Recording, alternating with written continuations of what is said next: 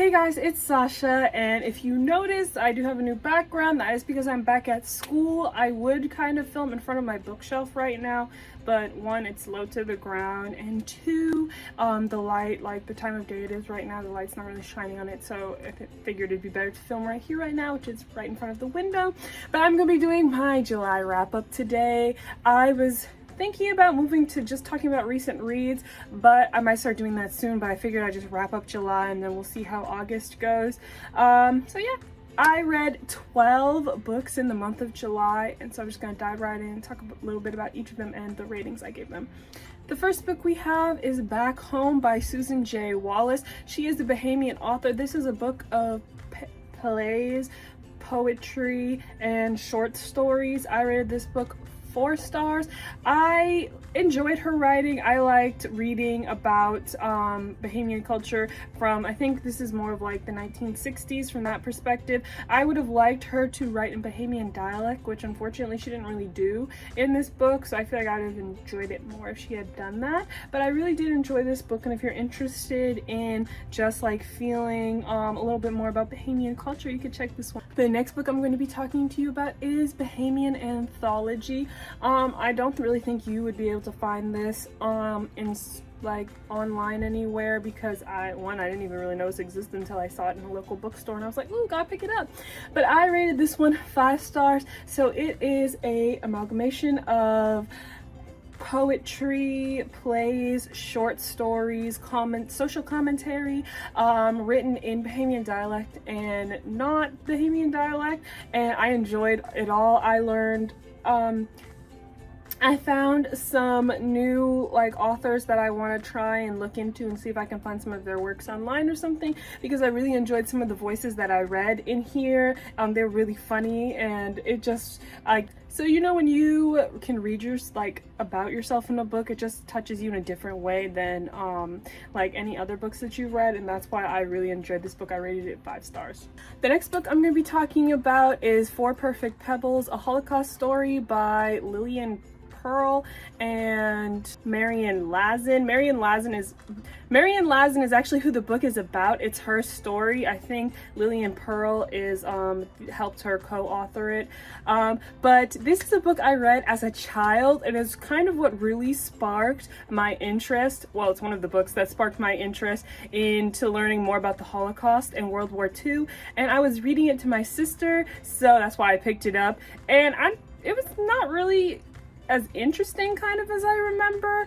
It was more dry and factual, and so I don't really think my sister liked it. I enjoyed learning about it more now that I have more knowledge than I did in the past, so it was more like remembering things that I already knew or taught, or adding on to what I've already learned, so I enjoyed it, and I rated it 4 stars.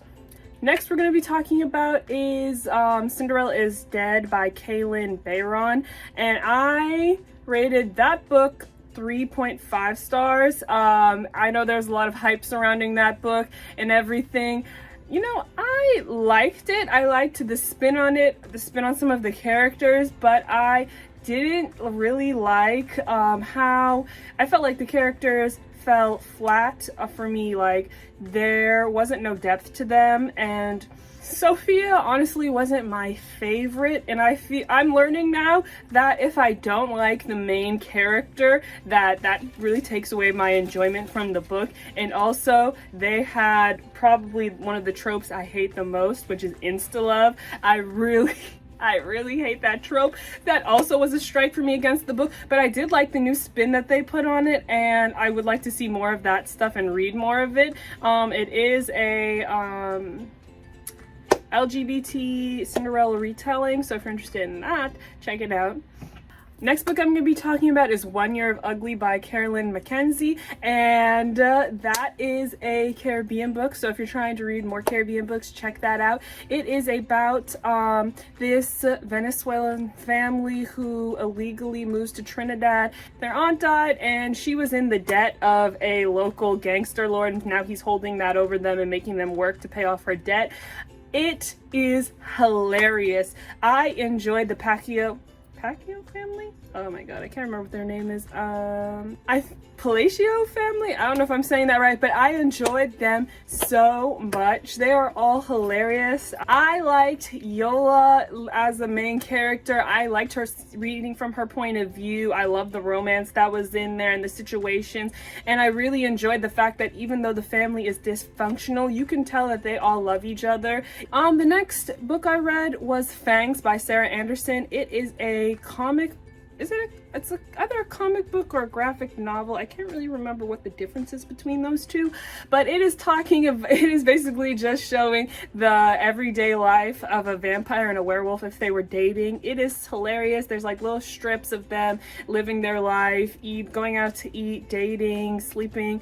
It was just super cute, and it was quick to read. I rated that 3 stars. The next book I read was Dragon Rider by Cornelia Funk. I was reading this to my siblings as they were going to bed each night, and they really enjoyed it. It is translated from German, and it is a little bit older, so some of the writing I felt was a little bit stilted, but it is a good introductory fantasy novel if like you want to get young kids into that. It's a middle grade read, and my siblings really enjoyed it and wanted to read more about dragons and different mythical creatures like that. I rated it 4 stars. Next is The Siren by Kira Cass, which I wanted to pick up this book when it first came out, but I wasn't going to buy it because, to be honest, I'm not really a fan of Kira Cass's writing, even though the premise of The Siren kind of drew me in. The Siren is basically about the ocean takes about 4 or 5 women and turns them into sirens for about like 100 years, and then after the 100 years is over, they can leave, but they forget everything about those 100 years. And basically this is kind of like a Little Mermaid retelling in a way, because the one siren falls in love with the man and now she, doesn't want to forget him. I honestly didn't enjoy it. I found, once again, one of the tropes I hate: insta-love. It was too insta-lovey for me. I didn't like it. I also don't really like Kira Cass's writing, as I've said before, so I don't really know why I picked up the book.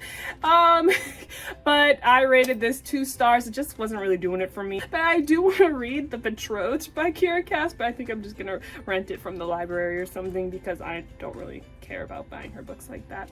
The next book I'm going to be talking about is Bahamian Society After Emancipation by Gail Saunders, and this is covering, honestly, a wide array of stuff from slaves transitioning to apprenticeships, transitioning to being free men, the growth of the middle class, free blacks, and also mixed race people. It covers basically every aspect from government to everyday life. I really enjoyed reading it. As I said before, I'm a huge fan of Gail Saunders, and I rated this book 5 stars. Next book I read was Alice in Wonderland by Lewis Carroll, and I rated that book 3 stars. I really love Carroll's writing. It's so whimsical and fanciful and just like really takes you to the places he's talking about, but I did find the narration to be hard to follow as I was reading it to my sister,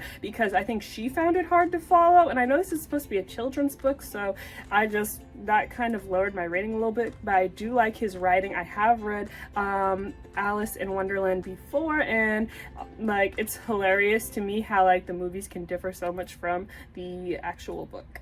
Next book I'm going to be talking about is Follow My Leader by James Garfield. This is an older book, I think written in like in between the 1930s and the 1950s, but this is basically talking about a young boy after he is blinded by a firecracker incident and how he kind of rehabilitates himself and uses his how he gains a seeing-eyed dog and like how he navigates through his life. It's about forgiveness because within the accident, another boy is actually the one who blinds him, and it's about going through the main character's feelings and his forgiveness towards the other boy. When I was younger, I enjoyed this book so much. It really taught me a lot about how blind people operate their life and what they do. My siblings enjoyed it because I read this to them. They really enjoyed it a lot. They loved learning more about Braille and about seeing-eyed dogs. I'm sure things have changed since when this book was written, but it was still interesting to see that perspective. I rated this book 3 stars. And then the last book I'm going to be talking about is Sugar Money by Jane Harris. This is about 2 enslaved brothers. Their French monk masters basically command them to go from the island of Martinique to Grenada to try and convince former slaves that they left on Grenada to come back with them to Martinique and work in the sugar fields there. This book, I loved the main character's perspective.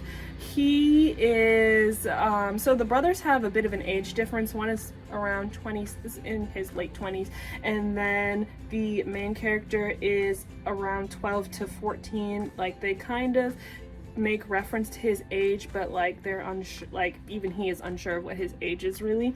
But he is so adorable. I enjoyed reading from his perspective because you can really tell his childlikeness sometimes, and how he wants to be seen as a man and how he wants his brothers' respect, and you can really tell that the brothers love each other. The story was really emotional in some points. They do describe like some of the punishments that some of the slaves had gone through at that time, which was like really, could be really triggering for some people. It was really not traumatizing for me. It was really interesting. And the fact that some of those things I was like, wow, like they really did that, like, oh my god. But I really liked learning more about the island of Grenada. I have been to Grenada before and like went up into the mountains. I was there for athletics, but reading about it from this perspective and like seeing and going through the jungles, if you hear any noise in the background, they're like cutting the grass down there somewhere. But I really enjoyed this. Jane Harris is not from the Caribbean. This is another so if you want to read Caribbean, this is another Caribbean book. She is from Great Britain, but not Great Britain, the UK? She's from the UK.